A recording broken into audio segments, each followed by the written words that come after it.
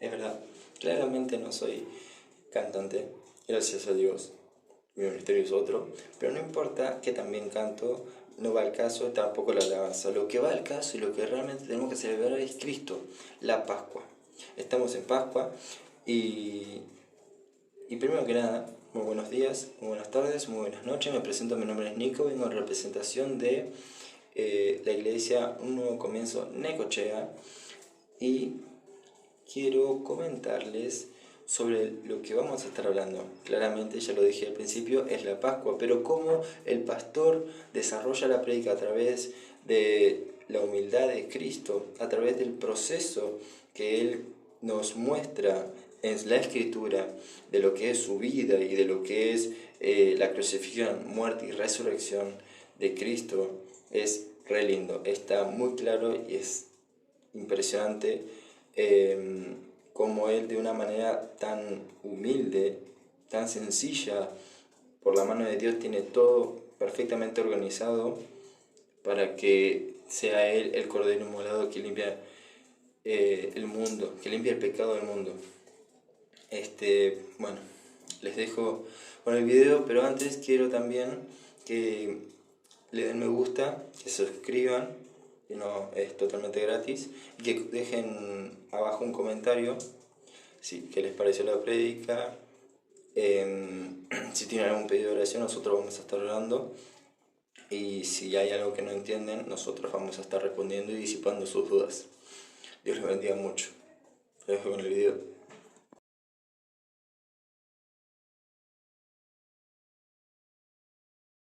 El Cordero de la Pascua. Sus discípulos le dijeron: ¿dónde quiere que vayamos a preparar para que comas la Pascua? Y envió 2 de sus discípulos y les dijo: id a la ciudad, y os saldrá al encuentro un hombre que lleva un cántaro de agua, seguidle. Y donde entrare, decid al señor de la casa: el maestro me dice, ¿dónde está el aposento donde he de comer la Pascua con mis discípulos? Y él mostrará un gran aposento, alto, ya dispuesto, preparado para nosotros allí. Fueron sus discípulos y entraron en la ciudad. Y hallaron como les había dicho y prepararon la Pascua.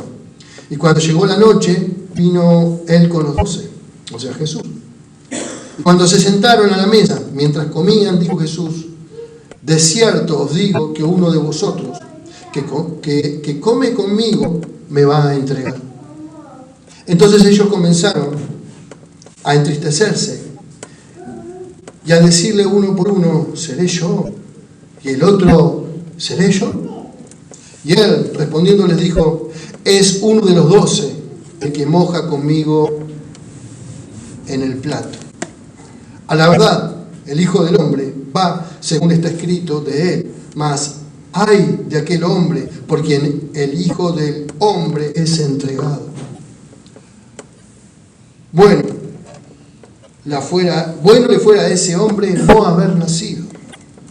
Y mientras comían, Jesús tomó pan y bendijo, y lo partió y les dijo, diciendo: tomad, este es mi cuerpo. Y tomando la copa y habiendo dado gracias, le dio, y bebieron de ella todos. Y les dijo: esta es mi sangre, el nuevo pacto, que por muchos es derramada. De cierto os digo, de que no beberé más del fruto de la vid hasta aquel día en que lo beba nuevo en el reino de Dios. Amén. Bueno, estamos recorriendo la última semana con vida de nuestro Señor Jesús. Todo está transcurriendo en una fiesta muy importante, la fiesta del Nisan, que es justamente la fiesta de la Pascua. Pero vamos a explicar un poquito qué es Pascua, si todos no sé si saben o vamos a explicarlo. La Pascua es una palabra hebrea que significa que pasará por alto, pasará. Y para eso nos tenemos que remontar al Éxodo, donde Moisés, a través de a través de la sangre del cordero, con el cual pintó los dinteles de la puerta de la ventana, como marca, como señal. Hizo que el ángel de muerte, que mató a su hijo primogénito, de las personas que no tenían esa marca, sea humano o animal, su primogénito iba a morir. Estoy haciendo un pequeño resumen para entender, ¿no? Por lo tanto, dice que el ángel de muerte no ingresó a esa casa donde tenían que sacrificar ese cordero. No solamente para pitar con su sangre los dinteles, sino también para comerlo y para compartir entre hermanos el pan sin levadura. Ese pan era sin levadura porque necesitaban salir rápidamente de Egipto, porque había una posibilidad que el faraón los alcance. Recuerden que también que Dios le manda 10 plagas a faraón para que afloje, ¿no? Para que vaya aflojando, para que deje a su pueblo salir de la esclavitud. Y eso fue lo que pasó. Eso fue lo que sucedió.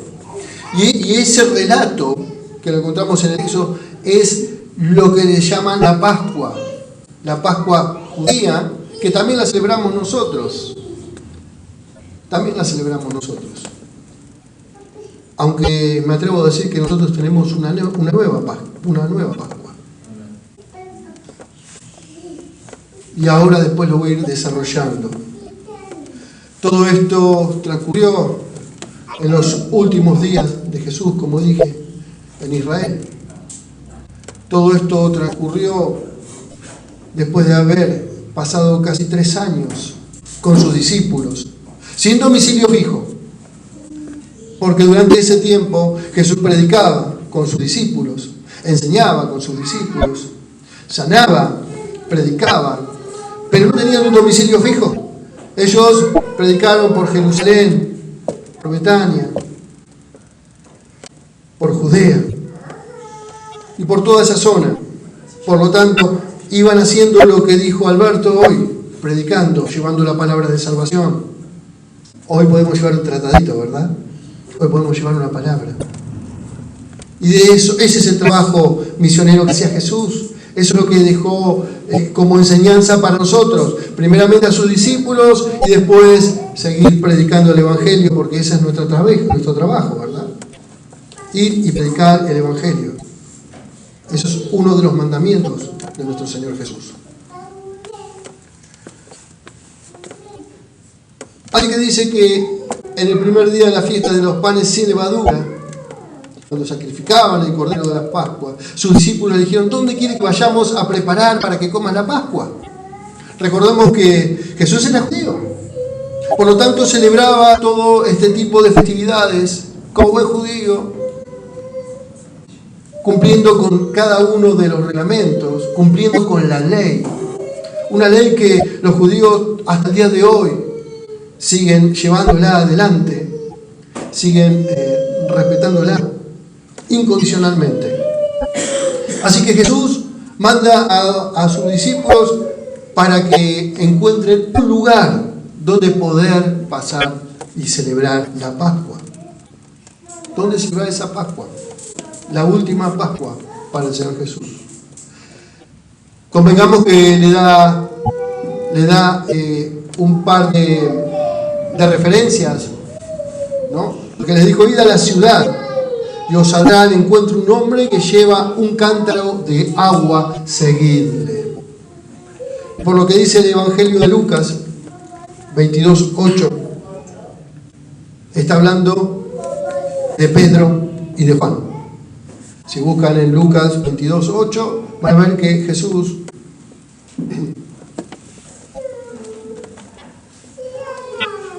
dice, vamos a compartirlo, dice: y Jesús envió a Pedro y a Juan, diciendo: id preparando la Pascua para que la comamos. Por lo tanto, ya sabemos a qué personas mandó nuestro Señor Jesús a preparar el lugar.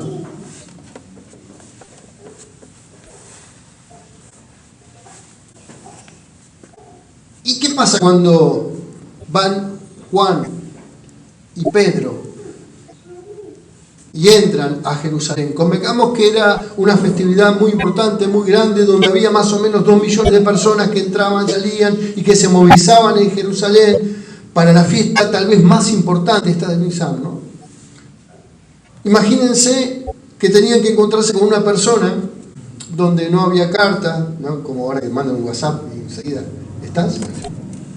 Le dijo: id y encontrar al hombre del cántaro. Que estaría difícil. Pero en ningún momento ellos se negaron, sino que fueron obedientes al Señor. ¿Y qué pasó? Se topan con el hombre del cántaro. Se topan con la persona, a pesar de la cantidad de gente que había, de los movimientos que había en la ciudad, se encontraron con esta persona y la verdad que llama la atención. ¿Tan fácil fue? Bueno, primeramente Jesús tiene todo bajo su control y acá nos muestra por qué tiene todo bajo el control. Él los mandó, lo único que le dijo es: ir y buscar al hombre del cántaro, seguidle. En ese momento, quienes llevaban los cántaros con agua no eran hombres, no eran varones, sino que eran mujeres. Por lo tanto, encontrar un único hombre que llevaba un cántaro de agua era quien lo tenía que seguir, porque siempre las mujeres llevaban los cántaros con agua. Era el trabajo que hacían las mujeres. Por lo tanto, no les resultó tan complicado encontrar un hombre con un cántaro y lo siguieron. Así que vemos cómo Dios tiene control sobre todas las cosas. Y vemos cómo llegaron y se presentaron a este hombre. Y le pregunta, dice el maestro: ¿dónde está el aposento donde he de comer la Pascua con mis discípulos? Dice: Él os mostrará un gran aposento alto, ya dispuesto, preparad todo para nosotros, para ese lugar, para ese festejo, ¿no? Para esa celebración. Convengamos también que tenía que ser un lugar discreto, que tenía que ser un lugar donde pasaran casi desapercibidos, porque recordamos que los fariseos ya estaban buscando a Jesús para apresarle. Si no me equivoco, miren en el 14, 1 y 2, versículo 14 del mismo, ¿no? Marcos 14, 1 y 2 dice: 2 días después era la Pascua y la fiesta de los panes sin levadura, y buscaban los principales sacerdotes y los escribas cómo prenderle por engaño y matarle. ¿Lo encontraron? San Marcos 14, 1 y 2. El mismo versículo que estamos viendo. ¿Sí? Y decían: no durante la fiesta, para que no se haga alboroto del pueblo. ¿Sí? Entonces, ¿qué quiere decir esto? Que tenían que ser discretos, que tenían que ser muy sigilosos, que tenían que tratar de no llamar la atención, porque los sacerdotes ya buscaban a Jesús para aprenderlo, para matarlo, por un engaño. Pero miren lo que decía también: que no sea durante la Pascua, para que no se alborote el pueblo. Por supuesto que podría haber gran alboroto si Jesús era muy conocido, si Jesús ya había hecho cuantos milagros, si Jesús ya había multiplicado los panes, los peces, había resucitado muertos, había dado vista a los ciegos, había sanado leprosos, y todo lo que había hecho nuestro Señor Jesús durante su ministerio, que estaba muy cerca de terminar. Por lo tanto, trataban de ser discretos para poder celebrar la última Pascua. Y así se encontraron sus discípulos, o sea, Pedro y Juan, con este hombre, con el hombre del cántaro, que lo lleva a ese lugar, a esa casa que estaba preparado, seguramente estaba todo ya amoblado, ya tendrían la cena pascual, ya tendrían todo preparado para celebrar esa fiesta tan tradicional, tan festiva, tan esperada por los judíos. Así que bueno, ellos en obediencia no dudaron, fueron, encontraron al hombre, se presentaron y prepararon ese lugar. Vamos a tratar de apurar un poco porque si no... Así que bueno, vemos entonces que dice que cuando se sentaron a la mesa, mientras comían, dijo Jesús, miren qué impactante esto, ¿no? Se sentaron a la mesa. Y bien se sentaron a la mesa, ¿qué hizo el Señor Jesús? Dice, de cierto os digo, que uno de vosotros que come conmigo, me va a entregar. O sea que uno de sus discípulos, ya el Señor tira esa bomba, ¿no? Imagínense con los 12 apóstoles todos reunidos para celebrar esa cena pascual tan importante. Dice, uno de ustedes me va a traicionar. ¡Wow! Qué cosa, ¿no? Qué cosa. Y para traerlo al día a día. Si lo traemos en nuestro momento actual, ¿cuántas veces traicionamos a Jesús? ¿Cuántas veces lo negamos a Jesús, como contaba Rubén? ¿Cuántas veces lo hemos traicionado con nuestras actitudes, negándolo, no queriéndome acercar, rechazando su palabra, negándole? Tanto tiempo postergando ese encuentro con nuestro Señor, tanto tiempo poniendo excusas, que lo único que ocurre es como dijo la pastora, ¿no? Nosotros mismos nos hacemos daño. Somos nosotros los que nos provocamos ese daño. Somos nosotros quien lo negamos y quien traicionamos a Jesús.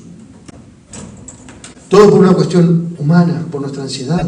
Vaya a saber, todos tenemos distintos problemas, todos tenemos distintas circunstancias para llegar a Cristo, para llegar a ser personas de fe. Pero pensemos, ¿cuántas veces lo hemos negado? ¿Cuántas veces lo hemos traicionado? Y eso es algo por el cual todos pasamos. Todos pasamos por ese proceso. Siempre digo, yo tardé 39 años para conocer a Jesús y lo negué muchos años. Durante muchos años negué al Señor Jesús. Por lo tanto, cuando leo esta porción de la palabra, me toca, me siento identificado. Y eso me hace reflexionar de que no porque ahora pueda predicar, no porque ahora esté pastoreando una iglesia, tengo que estar seguro. Porque hay que negarse a uno mismo, ¿no? De que esté seguro y que cuídese de no caer. Así que tampoco, a pesar de que esté pasando el momento a lo mejor más hermoso en comunión con Dios, desde que me convertí, sigo cuidándome, sigo buscando, sigo estudiando, sigo orando, sigo pidiéndole a Dios que me revele, que me enseñe, que me eduque, porque sigo en crecimiento, seguimos creciendo. Venimos como gateando espiritualmente a la iglesia, no entiendo nada, somos como bebés, empezamos gateando, después nos empezamos a parar, después empezamos a dar los primeros pasos. Y así como nuestro Señor Jesús fue creciendo en tamaño, también iba creciendo en conocimiento. Nosotros también tenemos que crecer espiritualmente en conocimiento también. Y cada vez que leemos la palabra de Dios y empezamos a ver esos detalles tan importantes y a decir, bueno, esto es lo que es bueno para mí, esto es lo que me conviene, esto es lo que me da nueva esperanza, tenemos que volcarnos en su palabra, escudriñar y aprender porque es lo que nos conviene. Así que estaban ahí sus discípulos y por lo que cuenta, por lo que podemos descifrar,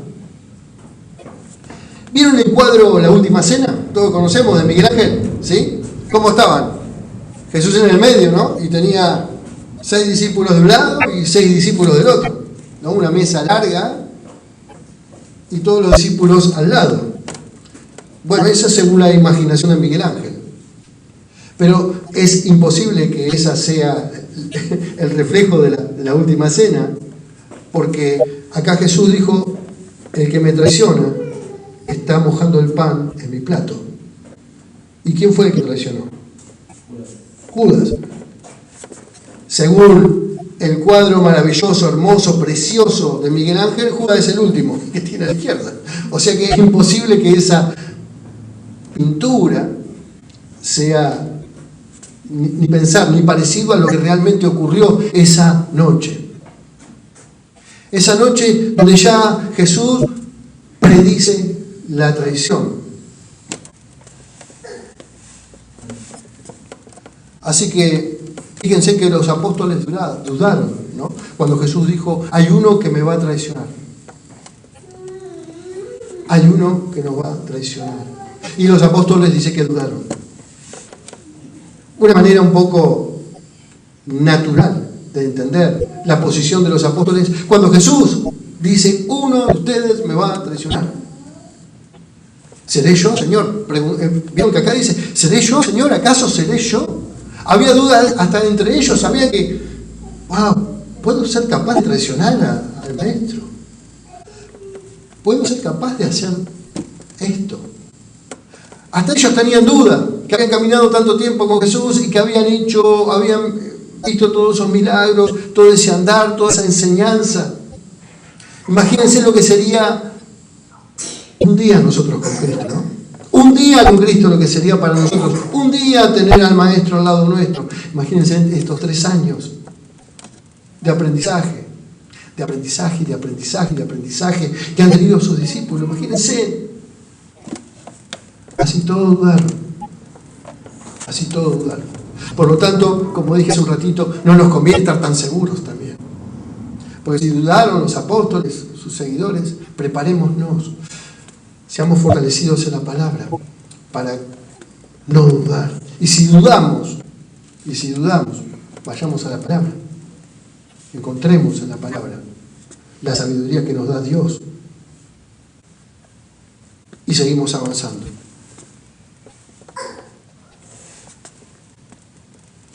Se acercaba las últimas horas de nuestro Señor Jesús. Él sabía que tenía que morir. Él sabía que tenía que cumplir con el plan. Así que, a medida que avanzaban las horas, sabía que todo esto en un momento iba a terminar. Además sabía que él tenía que morir en Pascua, porque la palabra lo dice. Él tenía que morir en Pascua, no como querían los sacerdotes, que dijo, apresadlo para matarlo después de la Pascua, porque, como vimos en el versículo 2, decían durante la fiesta, no, para que no haya alboroto en el pueblo. Pero a pesar de que los líderes religiosos querían aprenderlo, querían tenerlo bajo control para matarlo, para crucificarlo después de la Pascua, no pudieron contra el plan de Dios. ¿Qué nos muestra esto? Que Dios tiene control, que Dios tiene un plan y lo cumple. No pudieron los religiosos, no pudieron los romanos. Nadie pudo contra el plan y la voluntad de Dios, porque murió Cristo como tenía que morir, en la Pascua. Y una noche como hoy, pero hace cerca de 2000 años, transcurría justamente este momento. Tal vez a esta hora ellos estarían pasando por la última cena.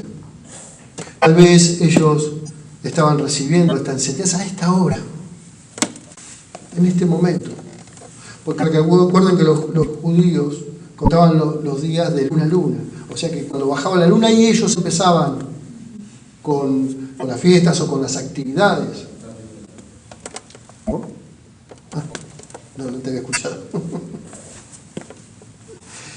Ahora, vemos que el plan de Judas, la traición de Judas, se empieza a poner en movimiento, ¿no? Porque vemos que los mismos discípulos, los mismos apóstoles empezaron a entristecerse y preguntarse a algunos si seré yo, y estaban entristecidos. El versículo 20 dice, él respondiendo le dijo, es uno de los 12, el que moja conmigo en el plato, el pan, ¿no? ¿Qué revelación? ¿Cómo lo sacó? ¿Cómo sabía ya Cristo quién iba a traicionarlo? Pero todo tenía un plan y todo tenía un propósito. A Dios no se le escapa nada. A Dios no se le escapa un solo detalle. Y empezamos viendo detalle por detalle. Primeramente, los sacerdotes no lo pudieron atrapar. Segundo, no pudieron contra el plan de Dios de ser crucificado en la Pascua. Tercero, contra el hombre del cántaro. Y así vamos sumando todas certezas, todas verdades, ¿no? Cuando leo esto y cuando realmente empiezo a entender, vemos que la Biblia es inerrante, que Dios es inerrante, que Dios no se equivoca, que Dios tiene todo perfectamente planificado y proyectado. Y así es en nuestra vida, así es en tu vida. Y es lo que tenemos que aceptar, que Dios tiene todo planificado. No se le escapa un solo detalle. Y gloria a Dios que así es. En el Evangelio de Juan, donde se menciona también esto, cuando Jesús tiene ese encuentro con Judas, cuando relata su traición, le dice a Judas, lo que has de hacer, hazlo pronto. Así que vemos que quien lo iba a traicionar, había un razonamiento. ¿Por qué lo traiciona Judas? ¿Por qué razón Judas lo traicionó? Lo traiciona simplemente porque no lo amaba. Cuando no amas a alguien, podés correr el riesgo de traicionar. Cuando no hay amor, podés traicionar. Eso le pasó a Judas. Y también puede pasar con nosotros. Cuando no amamos, probablemente no nos cuesta nada traicionar. Tenemos que tener cuidado con esos detalles. El que ama no traiciona.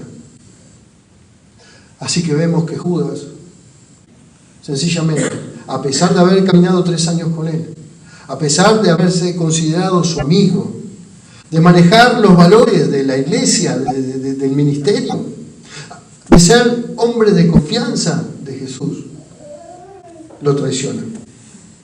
Y no era por la plata, no era por la plata. Sencillamente, podemos suponer de que Judas traiciona a Jesús. Se le cayó un ídolo, se le cayó un líder. Sencillamente, Judas pensaba, al escuchar a tanto Jesús hablar de su muerte, al escuchar muchas veces que Jesús comentaba, pronto se acerca mi hora, habrá dicho, este no es el Mesías que yo esperaba, este no es el rey, el poderoso, este no es el que nos va a libertar del yugo romano. Y precisamente no a la manera que Judas esperaba. Por lo tanto, en tanta inseguridad, seguramente hizo lo que le convenía, empezar a despegarse y entregarlo, traicionarlo.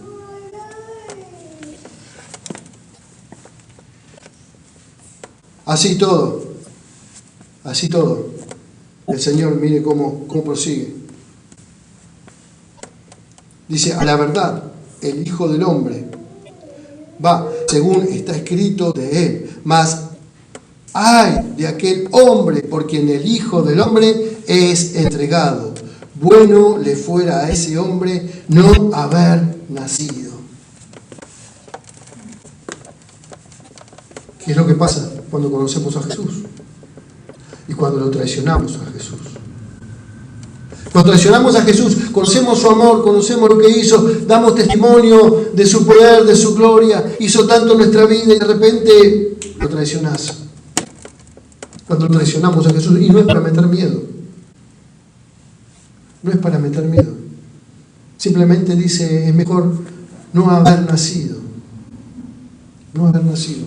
Y podemos ver las consecuencias que uno puede pagar por haber traicionado a Jesús, por no haber escuchado, por no haber sido obediente, por no haber cambiado mi vida. Vamos a ver Hebreos 9:27, rapidito. Hebreos 9:27, vamos a ver qué dice. Miren lo que dice. 9:27 de Hebreos. Dice, y de la manera que está establecido para los hombres que mueran una sola vez, y después de esto el juicio. Así que la Biblia establece que ¿cuántas veces morimos? Una vez. ¿Sí? Nacemos, crecemos, nos reproducimos y morimos. Pero hay una sola muerte. No es que vamos al purgatorio, no es que estamos un tiempo, no, morimos una vez. Esa es la oportunidad que tenemos que tomar. Hay una sola muerte para vida eterna. Porque sabemos que los que amamos a Dios, ¿no?, tenemos una vida nueva. Como dijo la pastora cuando empezó, Jesús, que es el pan de vida. Es el pan de vida. Por lo tanto, miren la esperanza que tenemos los que seguimos a Cristo, los que seguimos a Jesús. Porque algún día no vamos a estar en esta tierra, pero vamos a estar en gloria. Vamos a estar en gloria con Él.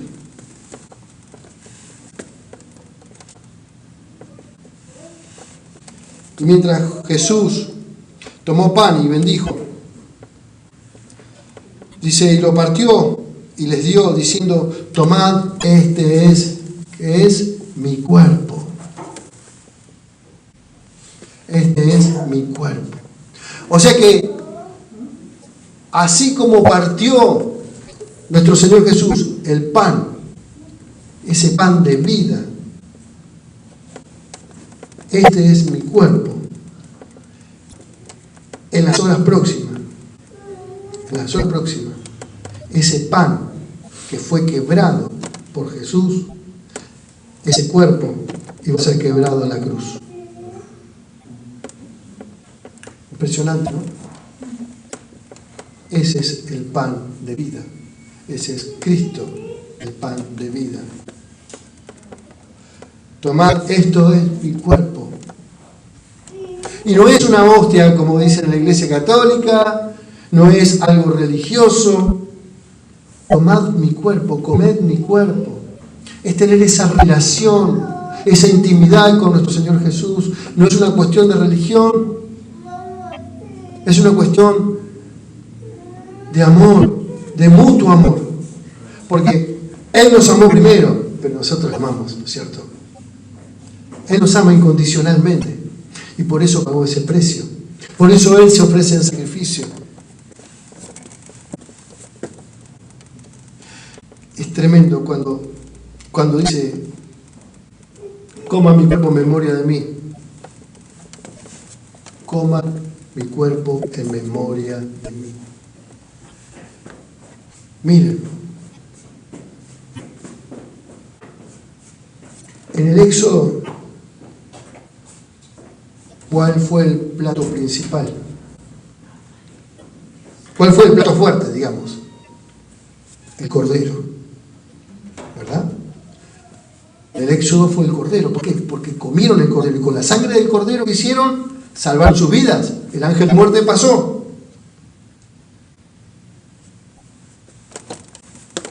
Cordero está sentado en la mesa.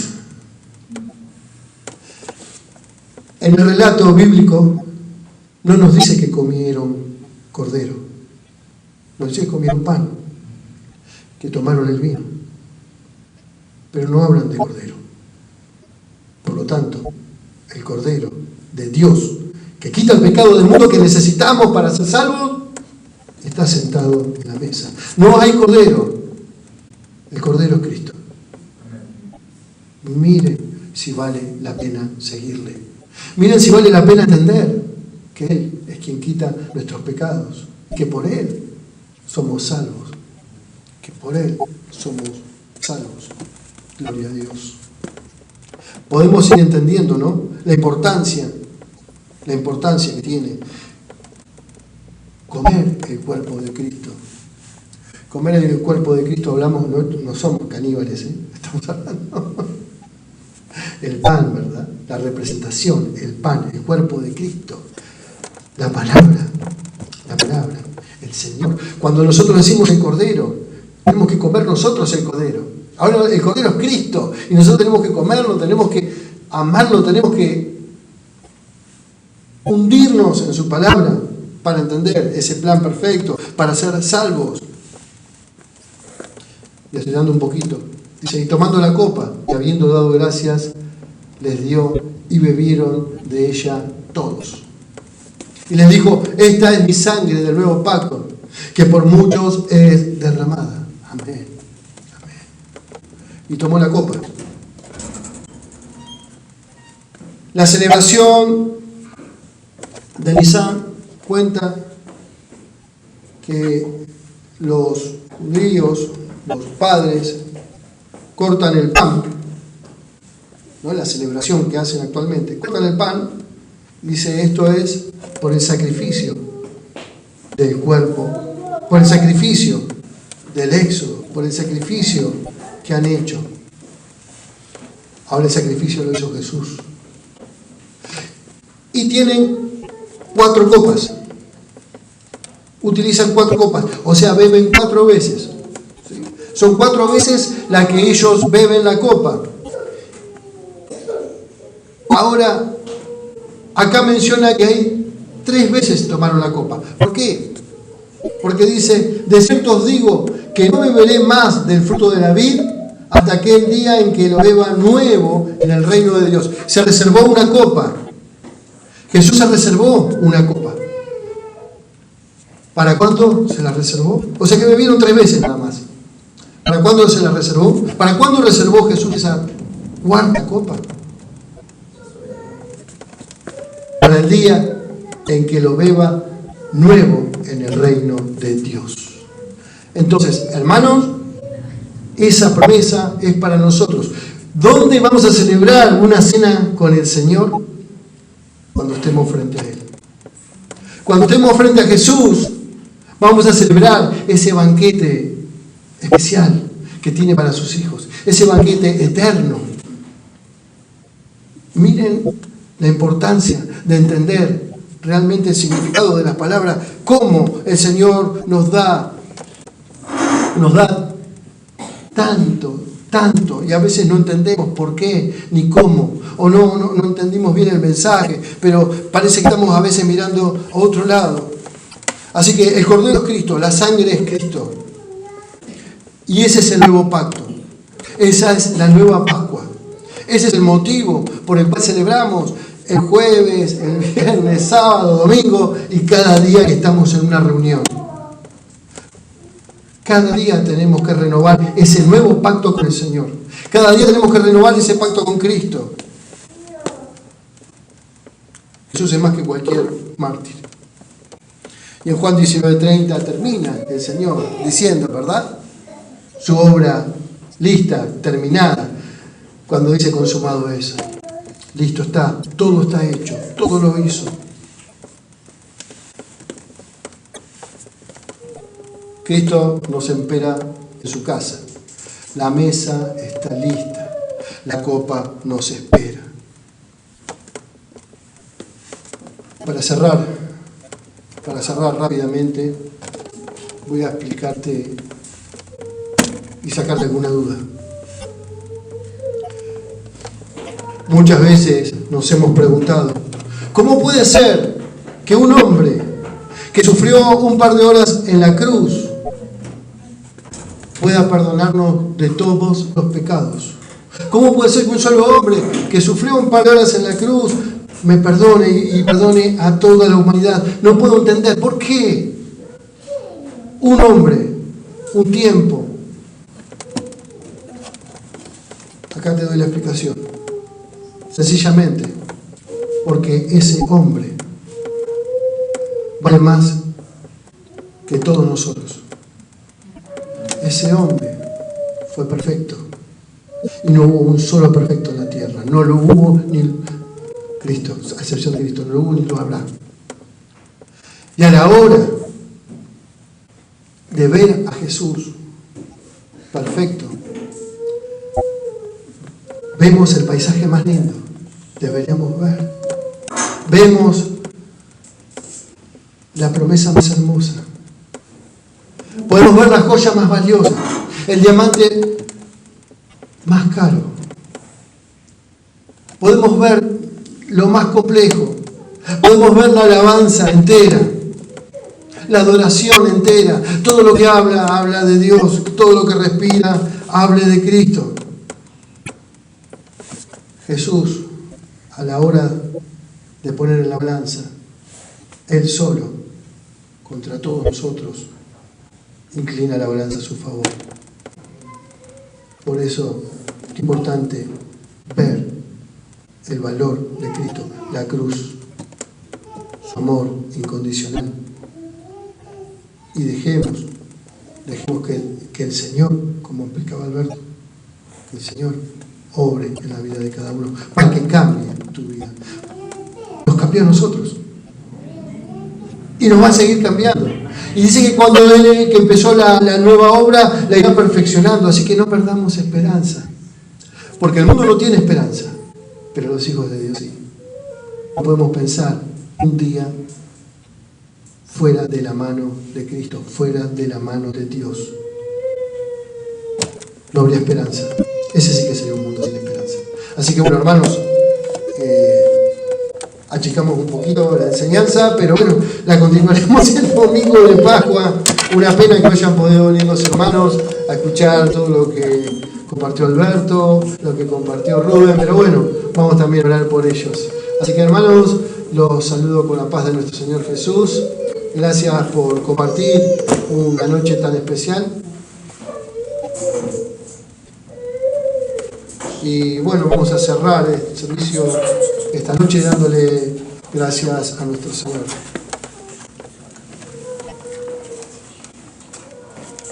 Oramos despidiéndonos de esta reunión. Padre nuestro que estás en los cielos, te damos gracias, Señor, porque tú de ahí nos ves, porque tú de ahí, Señor, nos ministras, porque tú, Señor, haces eficaz tu palabra, porque tú, Señor, buscas de nuestro arrepentimiento. Señor, si